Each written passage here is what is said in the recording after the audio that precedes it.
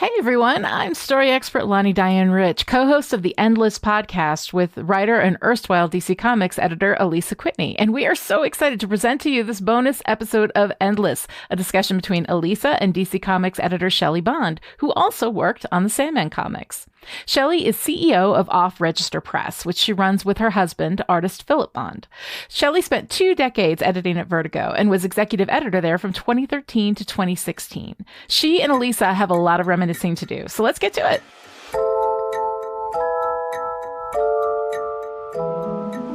Okay, so I am incredibly excited to be talking with you, Shelly.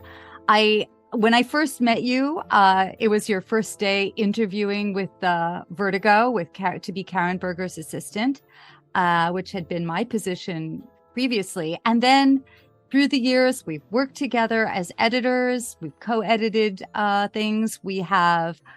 Then you edited me when I was not on staff. You edited me as a writer, and you actually ended up running Vertigo. So I cannot think of a better person to be here in guesting on this podcast. Clearly, you're looking for something.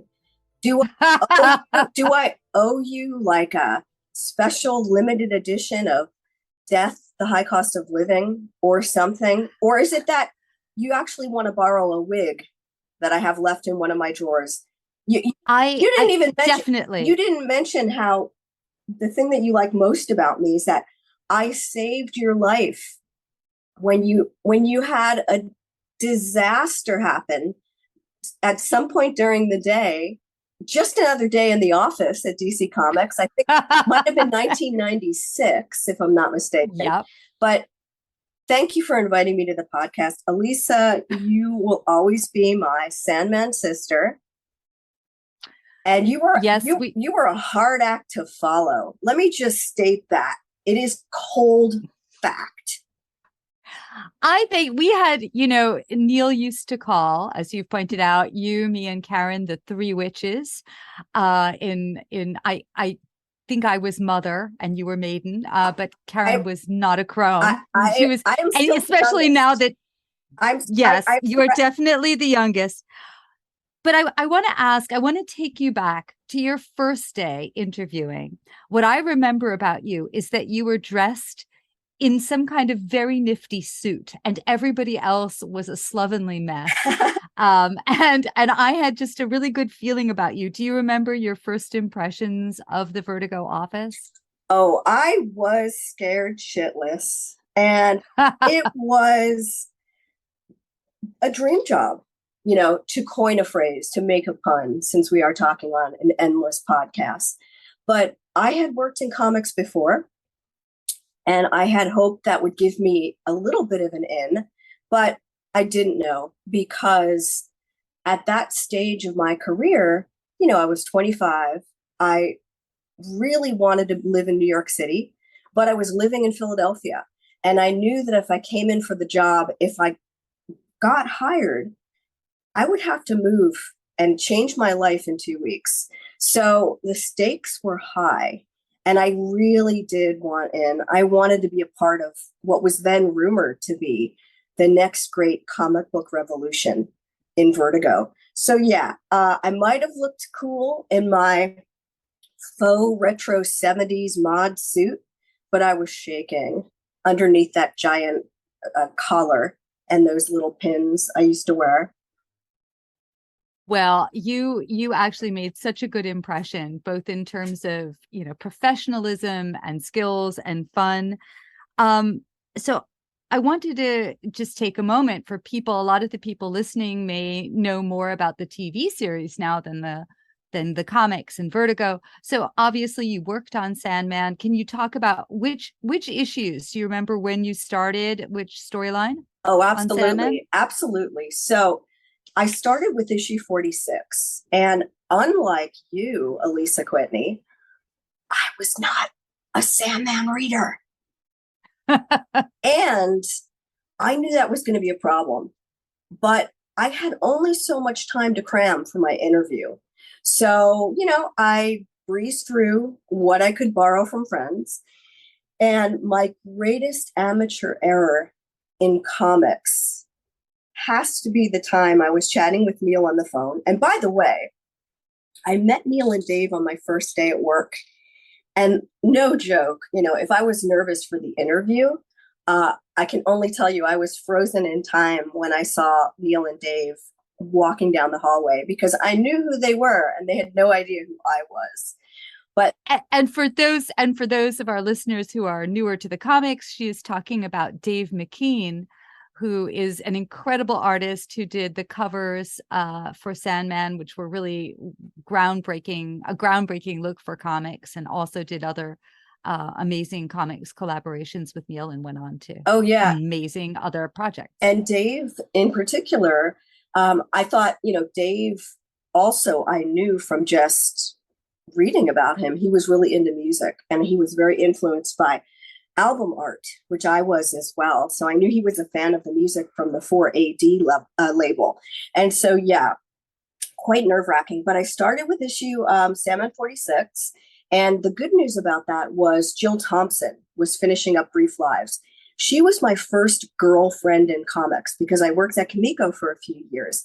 She was the best friend of Comico's art director, Rick Taylor.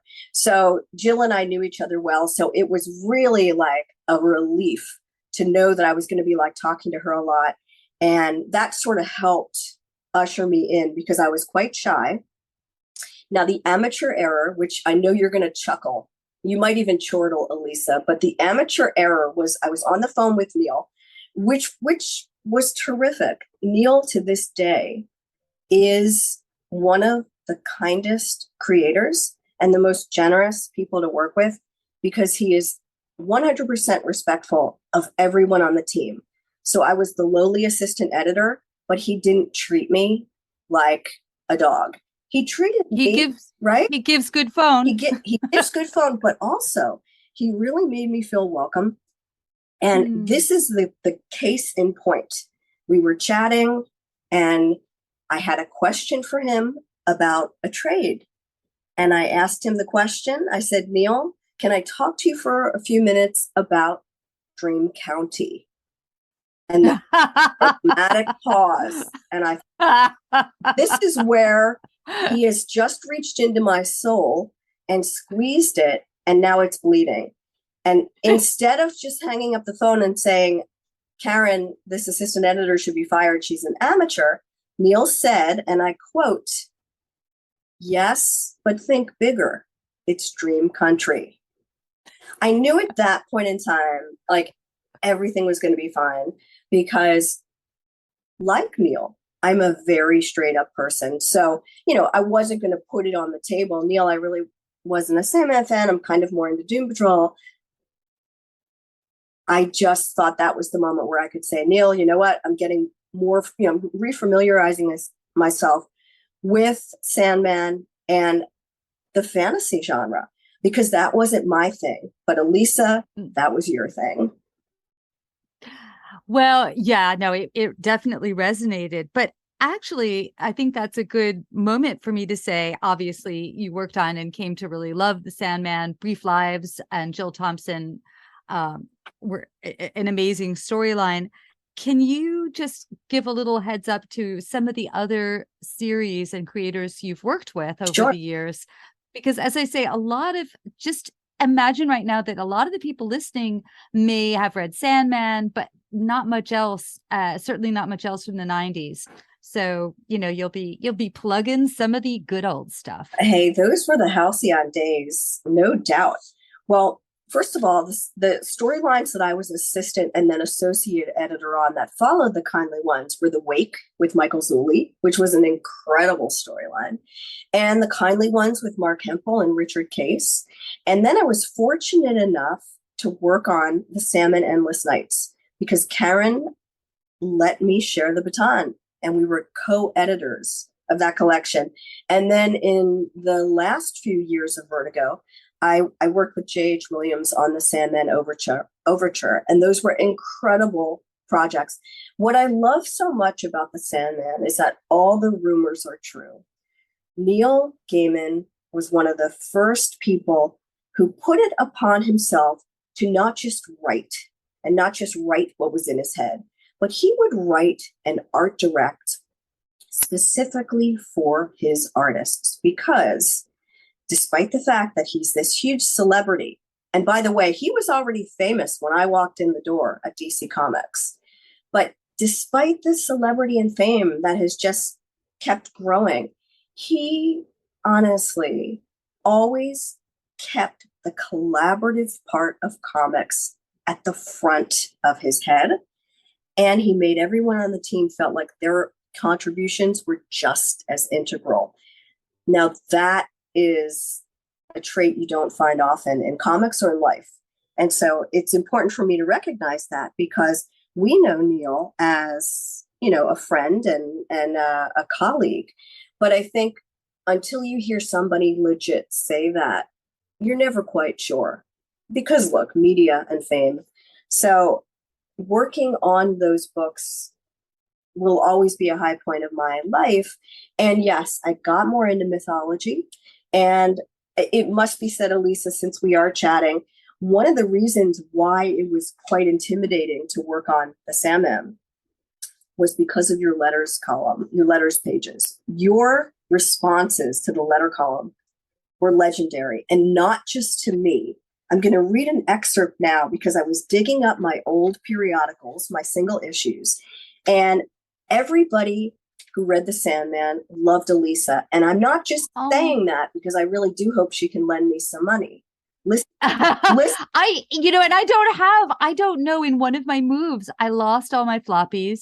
I haven't seen one of the letter columns. I thank you for saying this, but I haven't even seen one in, 15 years. As long as you have some extra cash saved, I'm good to lend you my copies. But what I want to quote is a letter writer said, and this is honestly legit because I can't make this stuff up. As much as I love the talents of Mr. Gaiman and company, this is the only comic I know where the letters section is just as enjoyable. It feels like a literary cognac after a satisfying meal. And listeners, that is all because of Alisa Quitney. And here's where I made such a choice move. I was scared that I couldn't follow such a great letter column writer that I convinced Alisa to stay on. I'm sure I said something like, Alisa, you don't want to leave the Sandman. You've been on this book for so many years. Why don't you just remain as the letter column writer? You respond to the letters. The fans love you. And that way you could still remain a part of the book. And you fell for it. Well, the thing is, I thank you so much for that. That is just the loveliest thing to say. But I think that as we went on in our careers, we began to collaborate because, I think I came from more of a writing background and you had an art background that I really lacked. Although, can we just take a moment that when we shared an office first I shared an office with Tom Pyre and we were the two smokers. Then for a while, you and I shared an office and I drove you a little bonkers.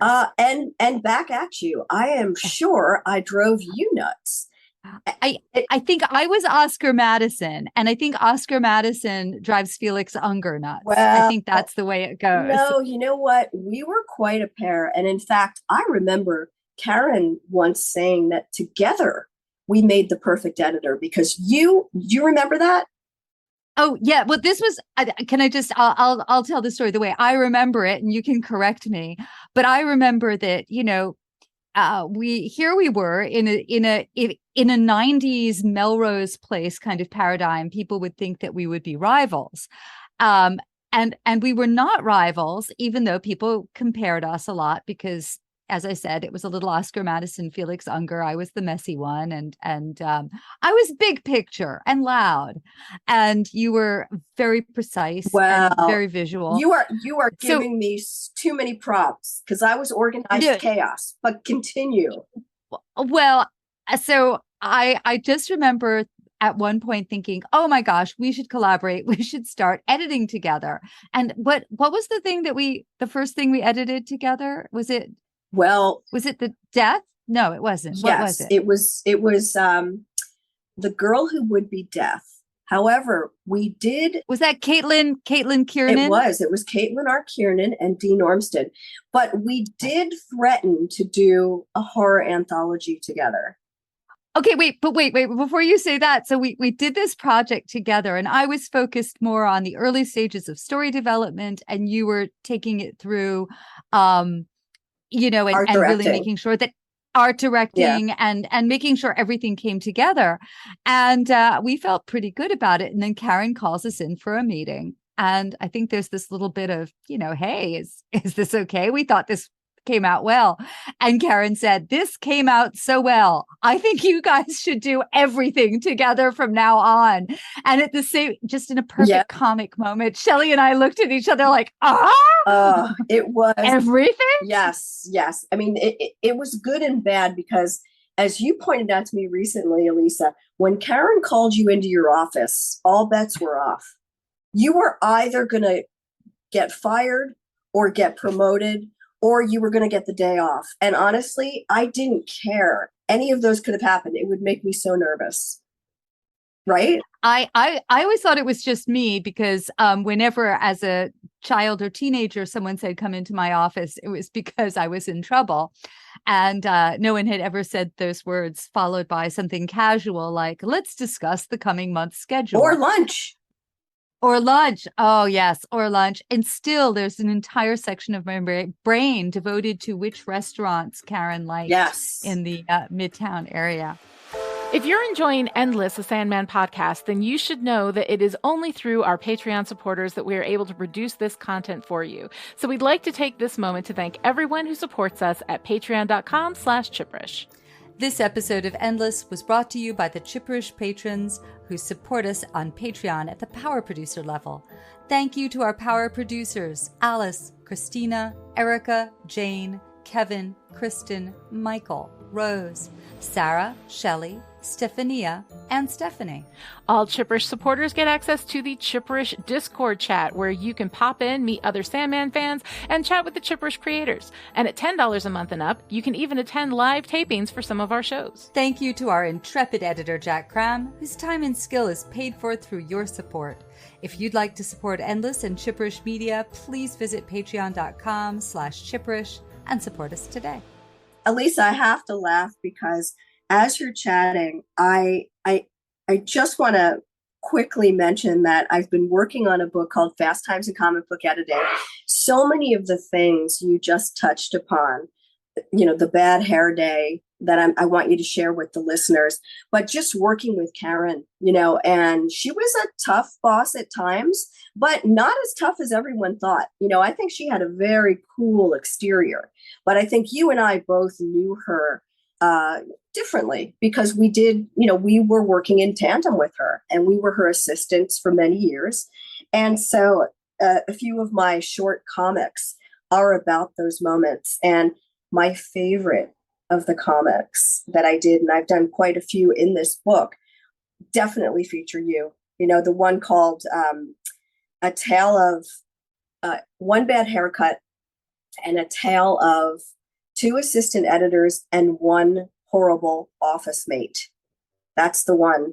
Share the story. You must.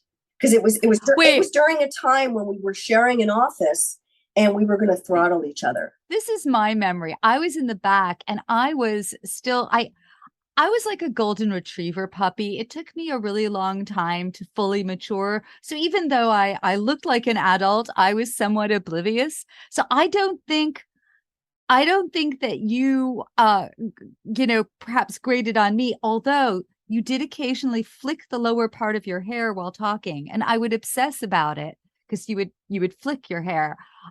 Interesting. I, however, think I drove you more nuts because my style of editing was to talk a lot about story with the writers. So there was a lot of discussing story and what story meant. And with artists, I think I spent a lot of time saying, it's okay, don't be nervous, just walk me around the room and tell me what you're looking at.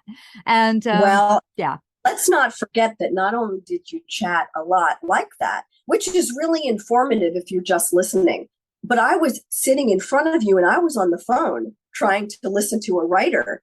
explain something else to me. And because you were in the back of the office and you would emote, I mean, I thought you must have been a thespian in a former life, because you had a way, your voice would carry and the words would hit the wall and then hit me in the face. And that's exactly what is drawn in the comic that I share with everyone about you. And it must be said, we really weren't rivals. I mean, I think we both really adored each other as people. And we spent some time outside of the office together. Went dancing. Do you remember we went dancing when I was about 7 months pregnant with my son, Matthew? We went to a club and I Webster Hall. And I remember some guy saying to me, "Don't ever get married." And I thought, does he notice how pregnant I am? Okay, so wait, just taking this back to the Sandman for a moment. And I also, wait, I'm going to take 2 steps back. So can you just mention, besides Sandman and Sandman related projects, can you mention some of the amazing comics projects that you have been involved with? For example, Shade the Changing Man with Peter Milligan and Chris Bachalo. I have great memories of working on Shade. And I say this on every podcast, but this is so true.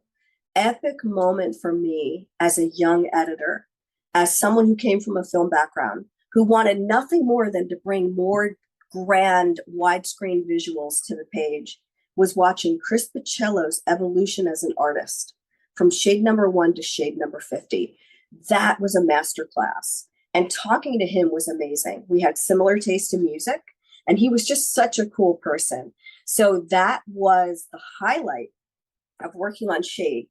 Even though if you talk to Peter Milligan, he'll probably tell you that I enjoyed working on his scripts, as he would. But truth be told, it was that artistic evolution. And I say to people today, I taught an editing comics and self-publishing class in June. And I told my students, if you want to draw comics, pick one part of the job, either focus on penciling or focus on inking, and really master that part of the craft and get on a monthly book, because you need that deadline. You need an editor on the back saying, finish the page. It's a page a day, because without that, you don't learn how to let go and you don't know when to stop putting the extra details in the background. So I like mentioning that as something for people to think about. That is such incredibly good advice. Let me just also get the name of the book, because I think there are a lot of people. I mean, your book is about comic book editing, but it's filled with advice for people who would like to write comics or draw comics as well. Well, Filth and Grammar, the Comic Book Editor's Secret Handbook, was the comic that I kickstarted last year that I printed and sent off to my amazing backers. There were 2,543 backers who helped me bring that book to life, with a cast of amazing artists, including pro tips from people you know, like Neil Gaiman and Chris Bachalo, and Bill Willingham and Jill Thompson. Bill Willingham, who wrote Fables. We should just mention, for people who don't know, Fables was another series that you edited, and you brought it all together, Fables, right? I did. That was probably the big moment for me at DC Comics, where I think people started to take me seriously. Because let's face it, when you meet the boss and you're 21 years old and you look like a goth girl with silver lipstick and, a faux eye of Horus on your eye, which is how I met Paul Levitz. I was working at Kamiko. I don't think I was ever looked upon in a different light throughout my career. But when I brought Fables in, I think that's when things changed. I'm sorry, I feel like I'm dancing all over your questions, Alisa. But no, I think you're answering them beautifully. The books that I edited at Vertigo that I'm most proud of are the ones that actually came together because of my relationships with the writers. I look at books like Scene of the Crime, Ed Brubaker, Sean Phillips, and Michael Lark. And that book happened because Ed Brubaker was an indie writer who Lou Stathis brought in. and he did a version of Prez for Vertigo, which was incredibly cool. Yes. And after Lou passed away, I did not want Lou's dreams of certain writers becoming household names to just fade away, because that happens sometimes. Editors are champions. And I do discuss that in my book, by the way. So Filth and Grammar, just for people who are jumping around with me, Filth and Grammar is 80% how to make comics. And it's from an editor's point of view. So it's unprecedented. There are so few books about making comics, period, especially in recent times, but there are zero about making comics from an editor's point of view until now. So I did the one that I wish you and I had when we were coming up in comics in the 90s. It's a handbook. So it covers 10 chapters from idea to execution, and in between are sequential interludes. I called them A Day in the Life of an Editorial Ingenue, and they're illustrated by Imogen Mangle, who is a young powerhouse who's going to take over comics sooner than you think. So, and just to get this off my... Yeah, I just want to say you've got such a great eye for artists. When we did, you had a Minx, which is a YA line of comics that was ahead of its time and unfortunately didn't last as long as it should have. And I wrote a book, Token, for you, and you picked this young artist, Joelle Jones, who's gone to become a major... She's with Marvel now, right? I'm not sure. I know she did quite a bit for DC for years. Yeah. So, but yeah, but I met her at San Diego Comic-Con, and she was just a terrific artist, and I couldn't wait to get my hands on her. And when you pitched me Token, there was no other artist for the book. And I will say, as much as I enjoyed working with you as a co-editor, I think most of all, I enjoyed working with you as writer-editor, because I think it's where we were able to give and take and learn from each other. In fact, absolutely, that was the best experience. Absolutely, and I'm hoping we'll do that again. Definitely. Hey, yeah. Sorry, go ahead. I was just going to say that just to finish up the thread about the book. So, Filth and Grammar is available in October. It was a Kickstarter, so I have limited copies available on my website. My husband and I run a comics and design lab called Off Register Press. And your husband is an amazing artist, Shelly Bond. He is the greatest artist. I married my favorite comic book artist, who is now my favorite husband and human as well. I remember when you first kind of fooled around with him. I still remember. You do. I totally do. You told me about it. You had come back from England and you said, Alisa, I just fooled around with this guy and he's really great. And he was just, yeah. So I remember that. Well, I will tell you, we had been friends for years, and, he lives in England. I live in the States, but he wasn't exactly a regular monthly artist type. He was the guy who would take on the work to get the paycheck to go to the pub. So he helped out on some fill-in issues on Shade, or he'd do a few mini series. But it was only when Grant Morrison insisted that Philip do a substantial part of The Invisibles Volume 3, that's when Karen pretty much said, okay, no fooling around. You have to get Philip on to deliver. No fooling around. Sorry. I was like, I wasn't fooling around with him at that point. At that point, I was like, how am I going to get this guy to wake up in the morning? He's like a slacker artist. Okay, wait a second, Shelly. Is this in your book? Is this part of your editing technique? Because as far as I know, this is the only artist you use this technique on. Yeah, pretty much. I don't want to get that reputation that people. No, I'm totally joking, guys. Sorry, this is inappropriate. No. The truth of the matter is that it started with mixtapes and double stuffed Oreos, because Philip also loved music. And at the time, we thought for sure we probably had the exact same record collections. And so talking about music was great, because I think the greatest thing for me about the 90s was Brit pop just came in and just took over all four of my heart chambers. And so many of the guys I was working with were into the same bands. So when I would go over to conventions, I would also go see live shows. And it was a great way to kind of, make these other connections with people you worked with. Of course, I love comics, but it's always my love of music and comics. That's what drives me now. And that's actually what Off Register Press is all about, because my husband, the fabulous Philip Bond, just released his new book called Geezer, which is a 7-inch black and white 40-page comic book about the greatest band, Britpop band, that never was. Or maybe it was, but they weren't famous, so we don't remember them. Oh, That sounds really fun. I edited that book. It's written by Will Potter, who is the bassist of the Cud band, which is definitely one for your listeners to look up. And he's an incredible writer and an artist as well. But Philip and Will just killed it on Geezer. And so one of the things I just want to finish explaining so it's clear, Philip and I do a lot of crowdfunding projects, and we have a store, a web store on offregister.press. So there's a lot of our work there if you're interested in comics. And all of our comics are definitely influenced by our love for music. And when I left Vertigo, that's what I did next. I spearheaded an imprint that I pitched to IDW called Black Crown.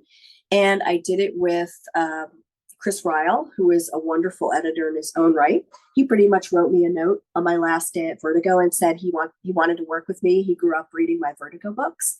And so for 2.5 years, we actually created what I think are some of the best books I've put my name on through Black Crown, including Kid Lobotomy, drawn by Tess Fowler and written by one of your favorite writers, Peter Milligan, who may or may not be my favorite writer. I will never tell. And many, many other talents, people who you've probably know now, Martin Simmons, who is cleaning up Eisner's on the Department of Truth. He's a brilliant artist. He did a book for me called Punk's Not Dead for Black Crown. He's now working with James Tynan. So my favorite thing in comics is to unite people from disparate places. So bring maybe an old timer like a Milligan and unite them with a new up and coming artist, or vice versa. And bring a new writer. And you are so good at that. I mean, I think you've gotten amazing. So I have one last question for you, which is, as you are watching the Sandman TV series right now, and we are this week, Lonnie and I are going to be talking about A Hope in Hell. I wanted to ask what aesthetic or influence from the artists who worked on the original comics you can see coming through in terms of set and costume and aesthetic. Well, I must just say that I am mega impressed with how Neil and Alan Heinberg and company translated such a sweeping epic that is the Sandman to TV. And I say that not in shock, because if Neil was a key player, I knew it was going to be good, but it's great. And I think what makes it great is that those opening storylines were so different, both thematically and artistically. And I think what they did, they managed to cherry pick some of the best moments of all of them. And I think that the art had a lot to do with it. And I think that helped make it seamless. I think Sean McManus's art is very clear in a lot of the episodes to me. I actually also, I know that we both worked on Lucifer. And I have to say that I see quite a bit of Peter Gross's Lucifer in the Lucifer character in the TV show. I don't know about you, but there was this wonderful austere smirk that they have that I used to always love in Peter Gross's Lucifer. So I see a lot translating. I see quite a bit of J.H. Williams from Sandman Overture.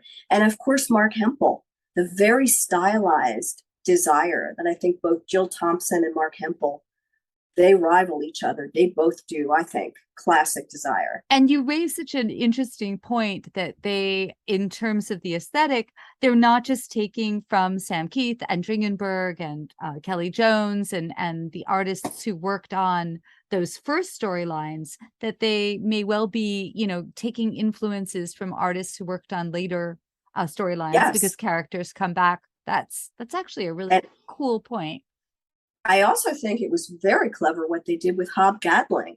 And that could be my favorite moment, was how both Hob and Morpheus, and Morpheus was perfect, by the way. Look, I'm a Bauhaus fan, so I always knew that Peter Murphy was like the poster child for Dream. So I don't know if anyone was going to like change my mind, right?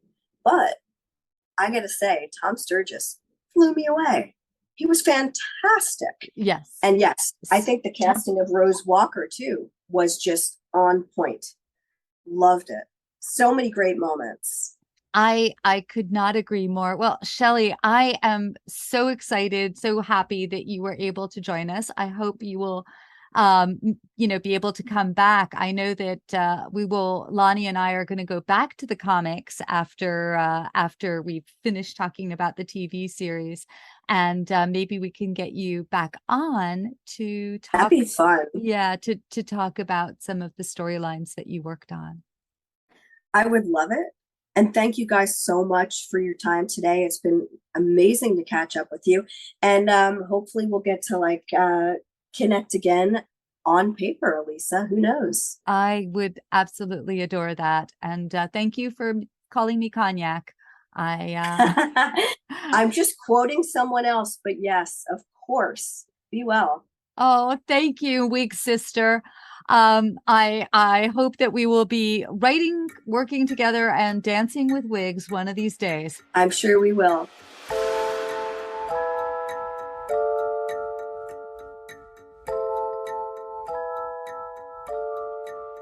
We hope you enjoyed this bonus chat with Shelly, and you should definitely go check out what she's up to at offregister.press. Alisa and I will be back in this feed on Friday with our response to Netflix's The Sandman Season 1, Episode 4, A Hope in Hell. See you then!